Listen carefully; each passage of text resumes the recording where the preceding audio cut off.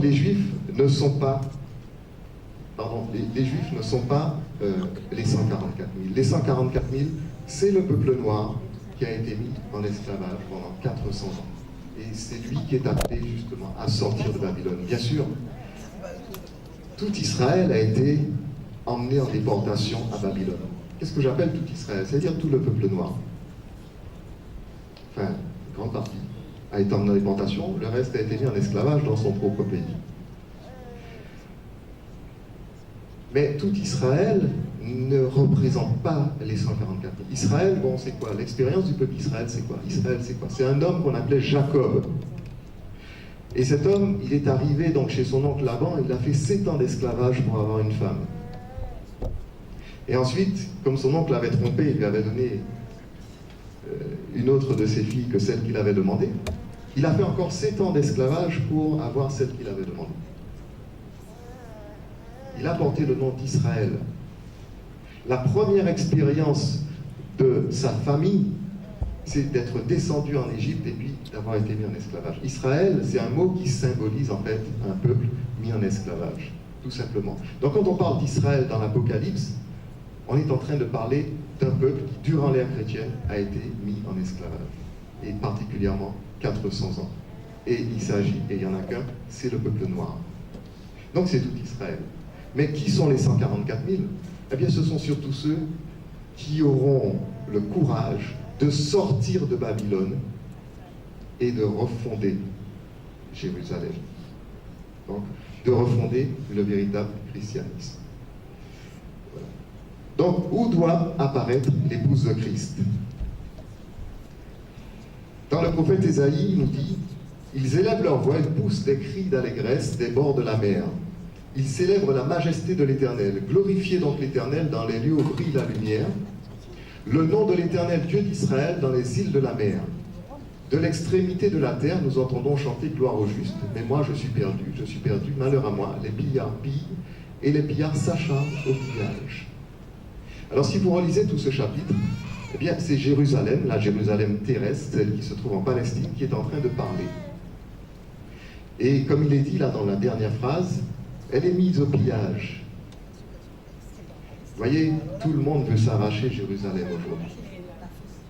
Alors, il y a l'islam qui veut Jérusalem, il y a les juifs qui veulent Jérusalem, il y a les Américains qui veulent Jérusalem, il y a les francs-maçons qui veulent Jérusalem, il y a la papauté qui veut refaire le royaume de Jérusalem qu'il avait dans le temps, hein, etc. Et pendant que tout le monde fait la guerre pour Jérusalem, eh bien, tout se passe en réalité dans les îles de la mer à l'extrémité du monde. De l'extrémité de la terre, nous entendons chanter gloire au juste. Gloire au juste. Où ça? Dans les îles de la mer. Dans les lieux où brille la lumière. Nous avons vu tout à l'heure, vous êtes la lumière du monde. Ça, c'est la véritable Église. Que votre lumière brille ainsi devant les hommes, afin qu'ils voient vos bonnes œuvres et qu'ils glorifient votre Père qui est dans les cieux. Et nous avons vu que les églises autoproclamées n'ont pas fait briller la lumière et n'ont produit que de mauvaises œuvres. Donc dans les îles de la mer, vous savez, c'est là que sont arrivés les premiers esclaves noirs, avant d'arriver sur le continent américain. Ils sont arrivés d'abord dans les îles. Donc, c'est de là aussi que Dieu, prophétiquement dans la Bible, a prévu que la lumière partirait pour éclairer le monde. Ça ne veut pas dire que le monde va accepter la lumière comme ça à bras ouverts. Mais il n'en reste pas moins que ça sera quand même la lumière. Ce qui est dit dans l'Ancien Testament, dans le prophète Ésaïe, est confirmé dans l'Apocalypse. Je vis un autre ange puissant qui descendait du ciel, enveloppé d'une nuée. Au-dessus de sa tête était l'arc-en-ciel, et son visage était comme le soleil, et ses pieds comme des colonnes de feu. Il tenait dans sa main un petit livre ouvert. Il posa son pied droit sur la mer et son pied gauche sur la terre, et il cria d'une voix forte comme un lion rugit. Lorsque nous lisons ces mots, eh bien, dans la symbolique, nous voyons quoi? Un ange puissant qui descend du ciel, son visage est comme le soleil. Il y a le symbole de la lumière. Il est venu pour faire briller la lumière. Il fait briller la lumière, Et dans sa main, il a un petit livre ouvert. Ça veut dire qu'il porte une révélation. Vous savez, si les choses nous sont restées longtemps cachées, bien, nous sommes en train de vivre dans un temps où les choses nous sont révélées. Et donc, cet ange qui vient faire briller la lumière, il est dit qu'il posa son pied droit sur la mer et son pied gauche sur la terre. C'est une symbolique qui nous montre que ces choses se passent dans les îles de la mer. Ça veut dire que pour accéder là où il va, il est obligé de passer par la mer. Vous voyez, si je veux aller par exemple de la France à l'Afrique, j'ai deux possibilités. Ou je traverse la Méditerranée, ou encore l'océan Atlantique, ou alors je contourne la Méditerranée en passant par la mer Caspienne, la mer Noire, la mer Caspienne, etc. Et puis je redescends donc dans le continent en faisant que marcher ou rouler en voiture. Je connais des Africains, il y a 2 ou 3 ans de ça, mon épouse est allée au Sénégal, et elle devait rejoindre des gens qui étaient partis de Paris en voiture pour aller en voiture en Afrique, en traversant plusieurs pays. Bon. Eh bien, il y a deux possibilités. On peut marcher sur la terre et encore sur la terre et arriver en Afrique. Ou alors, on traverse la mer. Mais là, dans ce cas ici, l'ange, pour se rendre là où il va, il est obligé de poser le pied sur l'eau. Ça veut dire que c'est sur une île qu'il va. Exactement comme c'est dit dans le prophète Ésaïe. C'est le même symbole. Dans Ésaïe, tout à l'heure, nous avons vu, ils élèvent leur voix, ils crient des bords de la mer, ils célèbrent la majesté de l'Éternel, glorifiez l'Éternel dans les lieux où brille la lumière. Il y a le symbole de la lumière. On nous parle des îles de la mer qui sont à l'extrémité de la terre, en opposition à Israël. Et ici, on nous parle d'un ange qui a le visage comme le soleil, un petit livre ouvert, il apporte une révélation, et qui pose un pied sur la mer et l'autre sur la terre. Donc il arrive sur une île. Voyez. Et ça se passe effectivement dans les îles de la mer, et c'est pourquoi nous sommes en train d'en parler ici. Voilà. Alors, quand devrait apparaître l'épouse? Alors on peut se dire, bon, l'épouse c'était l'église primitive, c'était l'église apostolique, c'était l'église des apôtres. Alors, il y a quelque chose d'étonnant dans Romains chapitre 8, verset 19. Aussi la création attend-elle avec un ardent désir la révélation des fils de Dieu. On se dit, mais tiens, mais pourquoi l'apôtre Paul, alors qu'il est dans l'église chrétienne, attend-il encore la révélation des fils de Dieu? Est-ce qu'elle n'est pas déjà là? Est-ce que lui et les autres apôtres ne représentent déjà pas la révélation des fils de Dieu? Et ça peut paraître étonnant. Et la réponse, on la trouve dans le livre de l'Apocalypse. Au chapitre 21, la nouvelle Jérusalem nous est décrite.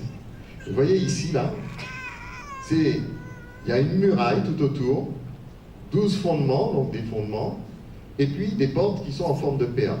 Alors, elle avait une grande et haute muraille, et elle avait 12 portes, et sur les portes, 12 anges, et des noms écrits, ceux des 12 tribus des fils d'Israël.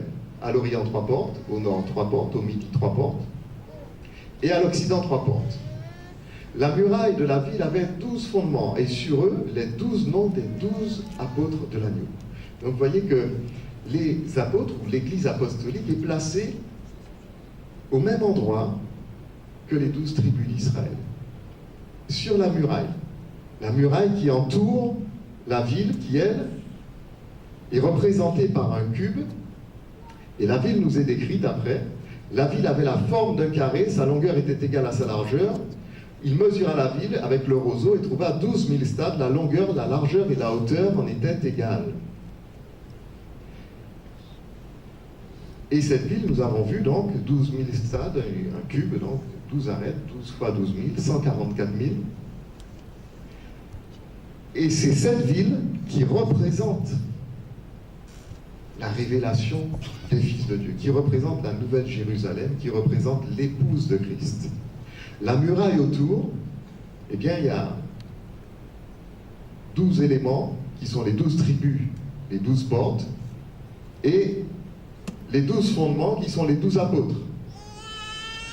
Et il est dit dans le texte que cette muraille a une hauteur de 144 coudées. Vous voyez, on a fait une multiplication, 12 par 12, 144, le carré de 12, et cette muraille a une hauteur de 144 coudées.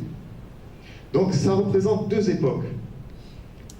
L'époque du judaïsme et l'époque de l'Église apostolique. Et la ville représente une autre époque, celle justement où la révélation des fils de Dieu doit avoir lieu. Le moment où l'épouse est révélée.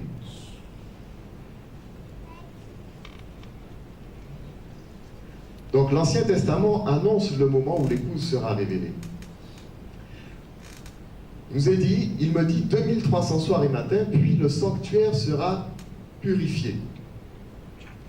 Donc la grande question c'est, qu'est-ce que la purification du sanctuaire? Qu'est-ce que la purification du sanctuaire? Vous savez, cette prophétie des 2300 soirs et matins du prophète Daniel se trouve dans l'Ancien Testament. Peut-être que beaucoup d'entre vous ignorent cette prophétie, ne la connaissent pas, ne l'ont jamais abordée, ne l'ont jamais étudiée. C'est cette prophétie qui avait servi à William Miller de prétendre qu'en 1844, que le Christ allait revenir. Il croyait que la purification du sanctuaire, c'était le retour en gloire du Christ sur les nuées des cieux, etc. Il a attendu une première fois, une deuxième fois, et puis ils ne l'ont pas vu arriver. Et donc, il fallait trouver des raisons pour ce retard. Et finalement, les adventistes ont pensé que qu'en 1844, la purification du sanctuaire, c'était le moment où le Kippour allait commencer. Le Kippour, c'est le jugement. C'était le moment pour où le jugement du monde allait commencer. En commençant par les morts, depuis Adam et Ève, jusqu'à nous, et puis finalement, donc, après se fera le retour de Jésus. Donc depuis 1844, pour les adventistes, le Kippour a commencé, et c'est ce qu'ils appellent la purification du sanctuaire. Il y a une erreur magistrale dans leur raisonnement. Et cette erreur, elle vient du fait que ce chapitre du prophète Daniel nous parle d'une puissance appelée la petite corne, une petite corne qui s'agrandit beaucoup et qui va venir, donc une puissance militaire, une puissance, un royaume, un empire, qui va venir et qui va détruire la ville de Jérusalem, détruire le temple.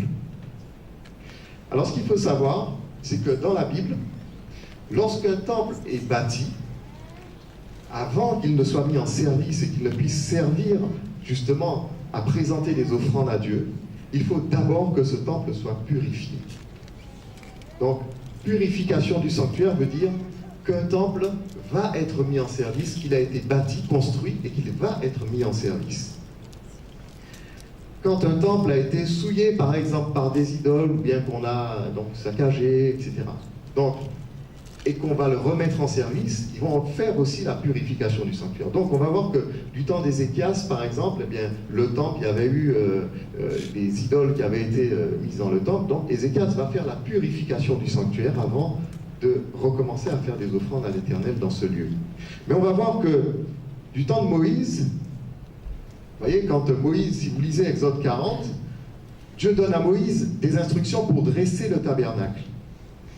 Donc il va dresser un tabernacle où on va offrir des sacrifices pour Dieu. Et dans ce tabernacle, avant que ce tabernacle ne soit mis en service, il est dit, il plaça l'autel des holocaustes à l'entrée du tabernacle de la tente d'assignation. Il y offrit l'holocauste et l'offrande comme l'Éternel l'avait ordonné à Moïse. Dans l'Épître aux Hébreux, au chapitre 9, nous lisons « Il fit pareillement l'aspersion du sang sur le tabernacle et sur tous les ustensiles du culte. Et presque tout, d'après la loi, est purifié avec du sang. Et sans effusion de sang, il n'y a pas de pardon. Il était donc nécessaire, puisque les images des choses qui sont dans les cieux devaient être purifiées de cette manière, que les choses célestes elles-mêmes le fussent par des sacrifices plus excellents que ceux-là. » Donc vous voyez que le tabernacle que Moïse avait construit avait nécessité, avant d'être mis en service, ce qu'on appelait une purification. Il était nécessaire qu'il soit purifié, que les choses qui sont dans les cieux soient, que les images, des choses qui sont dans les cieux soient purifiées. Donc le tabernacle terrestre. Du temps de Salomon, si vous lisez dans 1 Roi chapitre 8, Salomon a bâti un temple, donc ce n'était plus une tente, parce qu'à l'époque de Moïse c'était une tente. Il a bâti un temple, et ce temple, eh bien, Salomon l'a purifié également. Le roi Salomon et toute l'assemblée d'Israël, convoqués auprès de lui, se tinrent devant l'arche. Ils sacrifièrent des brebis et des bœufs qui ne purent ni être comptés ni dénombrés à cause de leur multitude. Les sacrificateurs ne purent pas y rester pour faire le service à cause de la nuée, car la gloire de l'Éternel remplissait la maison de l'Éternel. Donc, Salomon a bâti le temple à l'Éternel et il a fait ce qu'on appelait la purification du sanctuaire, donc les sacrifices qui étaient nécessaires pour purifier le temple. Et à ce moment-là, eh bien, la présence de l'Éternel s'est manifestée dans ce temple, comme ça s'était fait aussi à l'époque de Moïse, et ils ne pouvaient plus rester, les sacrificateurs ne pouvaient plus rester dans le temple. L'époque d'Esdras, alors Esdras, Néhémie, Zorobabel, en fait c'est l'époque du retour de Babylone. On sait que les Babyloniens avaient rasé littéralement le temple de Jérusalem. Donc, en sortant de Babylone, les Hébreux ont entrepris la restauration du temple. Et une fois qu'ils ont terminé, la Bible nous dit, au chapitre 6 d'Esdras, ils offrirent pour la dédicace de cette maison de Dieu 100 taureaux, 200 béliers, 400 agneaux, et comme victime expiatoire pour tout Israël, 12 boucs, d'après le nombre des tribus d'Israël.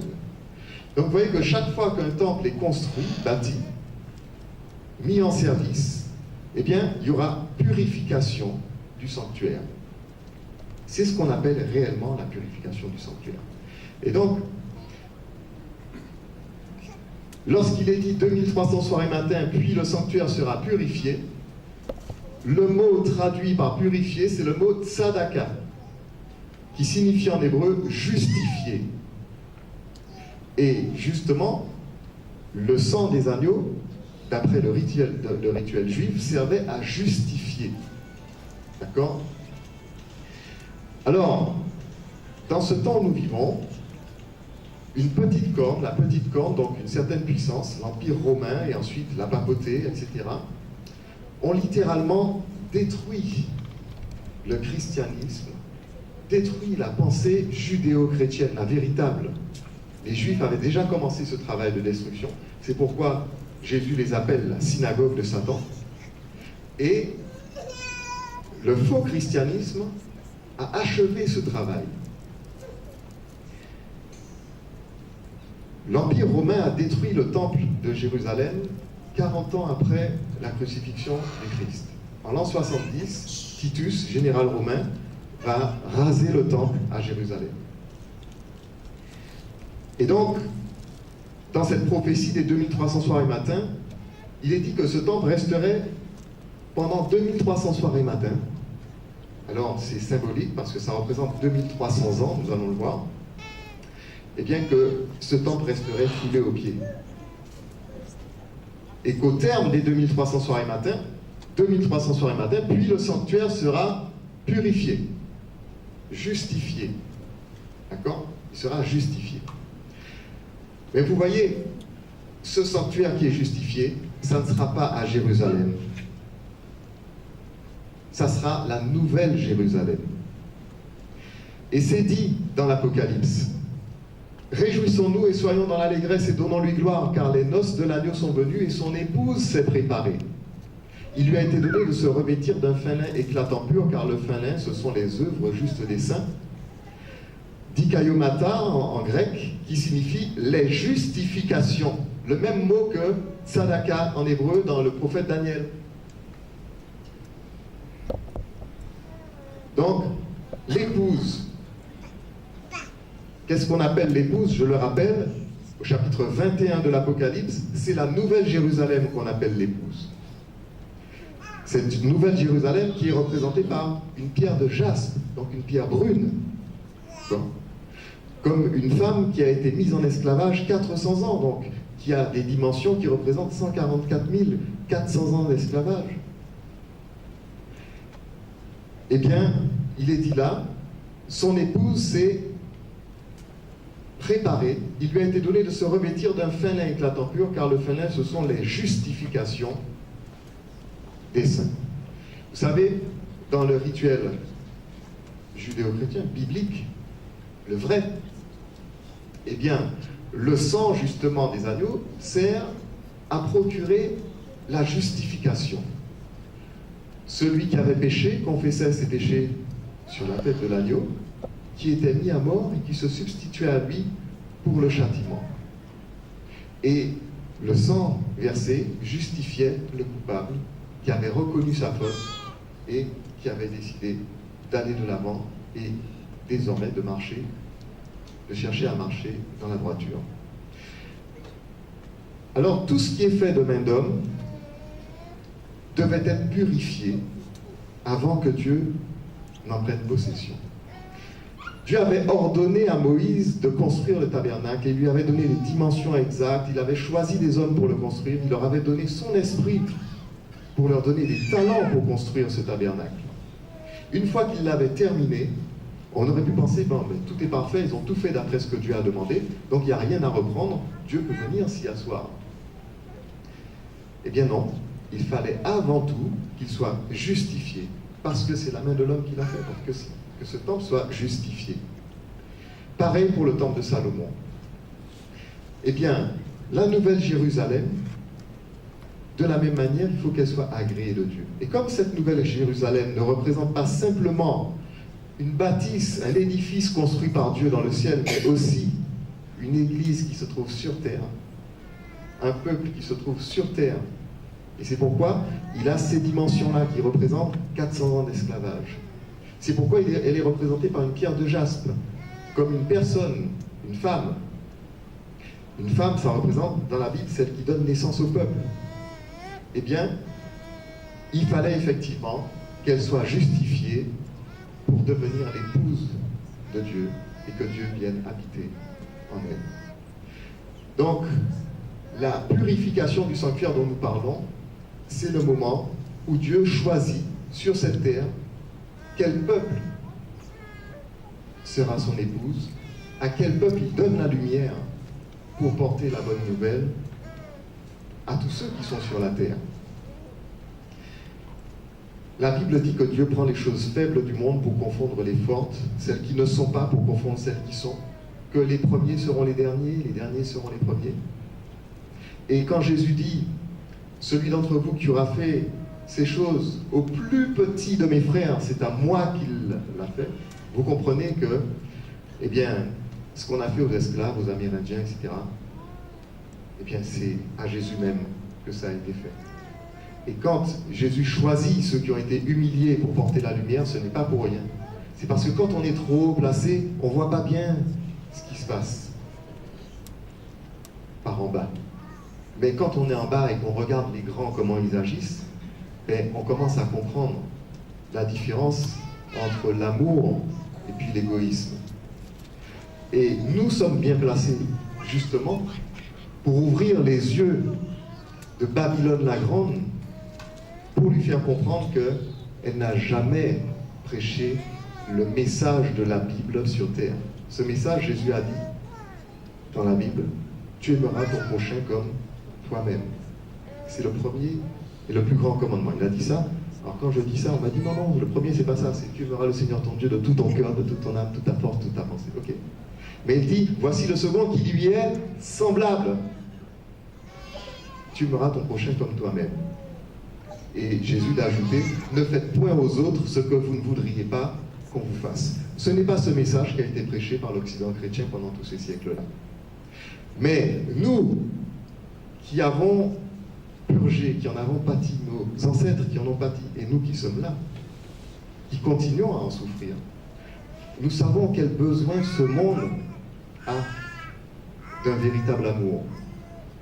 Et nous sommes justement apte à ouvrir les yeux de Babylone pour lui montrer ses crimes, pour l'appeler à la repentance, pour appeler les âmes de bonne volonté, qu'elles soient noires, blanches, jaunes, peu importe, à sortir de Babylone pour justement recevoir l'amour. Alors, la véritable église de Christ dans la Bible s'appelle Philadelphie. Ça veut dire amour fraternel. Dans les lettres à l'Apocalypse, vous allez voir que la 6e église, Philadelphie, porte le nom de la Nouvelle Jérusalem. Bon, et c'est elle l'épouse. Alors, dans le chapitre 8 de Daniel, nous avons une chaîne prophétique qui parle de l'empire médo-perse. Alors, ce qu'il y a de formidable dans cette... ce qu'il y a de formidable dans cette chaîne prophétique, c'est que le prophète Daniel, dans le livre, il nous dit quel empire est concerné par le symbole. Ici, un bouc avec une corne plus grande que l'autre. Un bélier, pardon. Et là, il dit, le bélier que tu as vu, qui avait des cornes, ce sont les rois des Mèdes et des Perses. Donc on sait qu'il s'agit de l'empire médo-perse qui a régné de 539 à 331 avant Jésus-Christ. Ensuite, eh bien, il voit un bouc qui a une seule grande corne. Il dit, le bouc, c'est le roi de Javan. La grande corne entre ses yeux, c'est le premier roi. Les 4 cornes, ce sont 4 royaumes qui s'élèveront de cette nation. On sait que Javan, c'est le nom antique de la Grèce. Donc, il s'agit de la Grèce. Et les livres d'histoire nous montrent bien qu'après Alexandre le Grand, qui représente le premier roi, la grande corne, celui qui a été le plus grand conquérant de la Grèce antique, eh bien, son royaume a été divisé en 4 par ses généraux. Donc, les 4 grandes cornes. Donc, il s'agit effectivement du royaume grec d'Alexandre le Grand. Alors, la prophétie de Daniel au chapitre 8, elle nous dit, de l'une d'elles sortit une petite corne. Donc, il voit d'abord ces 4 grandes cornes qui sortent aux 4 vents des cieux. Et il dit, de l'une d'elles sortit une petite corne qui s'agrandit beaucoup vers le midi, vers l'Orient et vers le plus beau des pays. Vous voyez, la petite corne, c'est Rome. Alors pourquoi dit-il de l'une d'elles sortit une petite corne?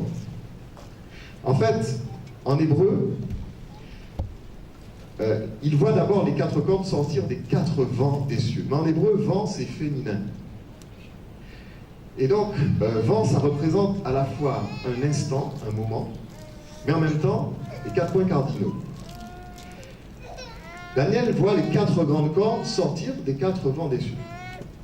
Et il dit de l'un d'eux. En français, on va dire de l'un d'eux, mais de l'une d'elles. Donc, il s'agit non pas de l'une des cornes, sans quoi ça serait un nouvel empire grec qui naîtrait, mais de l'un des vents. Ça veut dire de l'une des directions. Vous voyez, il y avait un royaume au nord, un à l'est, un à l'ouest et un au sud, parmi les 4. Eh bien, de la même direction, là, c'est de l'ouest, va sortir une petite corne qui s'agrandit beaucoup vers le midi, vers le sud, vers l'Orient et vers le plus beau des pays. Ça a été le parcours de l'Empire romain. L'Empire romain est une puissance contemporaine des puissances grecques. 290 avant Jésus-Christ, l'Empire romain, Rome commence à devenir une puissance. Elle va unifier l'Italie centrale et elle va s'associer justement à ce petit royaume en rouge que vous voyez là, le royaume de Pergame.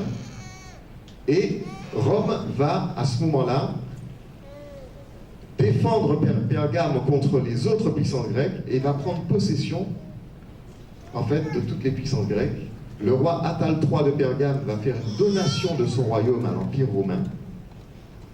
Et Rome va devenir donc la principale puissance donc, de ce temps-là. Donc, vous voyez, elle est sortie de la même époque que les 4 cornes, c'est-à-dire du même temps, et de l'une des directions, c'est-à-dire approximativement. Donc, ici, il y avait le royaume de Pergame ici, et Rome était à l'ouest, comme le royaume de Pergame. Vous voyez, donc, c'est cet empire qui va dominer. Alors, qu'est-ce qu'il a fait? Description de la petite corne qui s'agrandit. Il est dit de l'une d'elles, donc de l'un des vents, hein, si vous voulez, sortit une petite corne qui s'agrandit beaucoup vers le midi, vers l'Orient et vers le plus beau des pays. Il s'éleva jusqu'à l'armée des cieux et fit tomber à terre une partie de cette armée et des étoiles et les foula. Il s'éleva jusqu'au chef de l'armée lui enleva le perpétuel et renversa le lieu de son sanctuaire. L'armée fut livrée avec le sacrifice perpétuel à cause du péché. La corne jeta la vérité par terre et réussit dans ses entreprises. Voilà la description qui nous est faite de cette petite corne. Ensuite, il nous est dit, un peu plus loin dans ce même chapitre, Daniel demande un peu d'explication. Et l'ange lui répond, il s'élèvera un roi impudent et artificieux, sa puissance s'accroîtra, mais non par sa propre force. Vous savez que Rome, quand il envahissait un pays, il leur proposait la citoyenneté romaine et il envoyait les autres combattre à sa place, encore dans les guerres. Il fera d'incroyables ravages, il réussira dans ses entreprises, détruira les puissants et le peuple des saints. À cause de sa prospérité et du succès de ses ruses, il aura de l'arrogance dans le cœur, il fera périr beaucoup d'hommes qui vivaient paisiblement, et il s'élèvera contre le chef des chefs. Mais il sera brisé sans l'effort d'aucune main, et la vision des soirs et des matins dont il s'agit est vérifiée. Pour toi, tiens secrète cette vision, car elle se rapporte à des temps éloignés. Donc voilà ce qui est dit de la petite corne. Juste après avoir donné ses explications sur la petite corne, eh bien, un saint déclare, j'entendis parler un saint, et un autre saint dit à celui qui parlait, pendant combien de temps s'accomplira la vision sur le sacrifice perpétuel, sur le péché dévastateur, jusqu'à quand le sanctuaire et l'armée seront-ils foulés? Il me dit, 2300 soirs et matins, puis le sanctuaire sera purifié. D'accord? Donc, ce qu'il nous faut comprendre, c'est que ces 2300 soirs et matins-là démarrent avec l'hégémonie romaine. Par exemple, William Miller, quand il a cru que 1844 était l'aboutissement des 2300 soirs et matins, il avait démarré de l'Empire médo-perse. Donc en 457 avant Jésus-Christ, il avait démarré du décret de reconstruction de Jérusalem du roi Artaxerxès, donc 457 avant Jésus-Christ, jusqu'à 1844. Erreur magistrale. Parce que la question que pose le saint, vous voyez, pendant combien de temps s'accomplira la vision sur le sacrifice perpétuel, le péché dévastateur, et jusqu'à quand le sanctuaire et l'armée seront-ils foulés? Or, l'Empire médo-perse n'a jamais foulé Jérusalem aux pieds, ne l'a jamais écrasé ni détruit. L'Empire médo-perse a libéré le peuple hébreu de Babylone, lui a donné des matériaux pour reconstruire le temple de Jérusalem, et le temple que Esdras, Néhémie et tous ses amis ont rebâti, eh bien, c'était effectivement le temple dans lequel Jésus est venu et que les Romains ont détruit, ont foulé aux pieds, que la petite corne a détruit. Donc vous voyez que l'Empire médo-perse est complètement incompatible avec la question que pose le saint. C'est un empire qui a aidé le peuple hébreu à rebâtir Jérusalem. Donc il ne l'a pas foulé. Dans le cas qui nous concerne, la petite corne, l'Empire romain, il est dit qu'elle a détruit le lieu de son sanctuaire. Et la question du saint porte sur une période d'écrasement et de destruction. Pendant combien de temps s'accomplira la vision sur le sacrifice perpétuel, sur le péché dévastateur, jusqu'à quand le sanctuaire et l'armée seront-ils foulés? Et il me dit, jusqu'à 2300 soirs et matins. Puis le sanctuaire sera purifié. Voilà un tableau, si vous voulez, où j'ai réuni justement un parallèle entre ce qui est dit dans la question du saint, donc la question du saint, pendant combien de temps s'accomplira la vision sur le perpétuel, je reprends les mots du texte, le péché dévastateur, le sanctuaire foulé aux pieds et l'armée foulée. Et voilà ce que dit le texte sur les deux petits textes que nous avons lus tout à l'heure sur la petite corne. Eh bien, voilà quelles sont les actions de la petite corne. Il est dit qu'elle a enlevé le perpétuel enlevé au chef des chefs, vérité jetée par terre, destruction des puissants, incroyable ravage, donc péché dévastateur, sanctuaire renversé, elle a renversé le lieu de son sanctuaire, et l'armée livrée. Armée foulée, armée livrée. Il y a un parfait parallèle entre les actions de la petite corne et la question que pose le saint. Donc c'est à se demander pourquoi William Miller a été chercher l'Empire médo-perse des siècles avant pour pouvoir faire démarrer ces 2300 soirs et matins dont parle la question du saint, alors que c'est complètement incompatible, puisque l'Empire médo-perse a plutôt aidé le peuple hébreu plutôt que de détruire le temple. Voilà. Donc voilà une chronologie qui établit le véritable sens des 2300 soirs et matins du prophète Daniel. Alors d'abord, il faut savoir que quand il est dit 2300 soirs et matins, donc il s'agit de 2300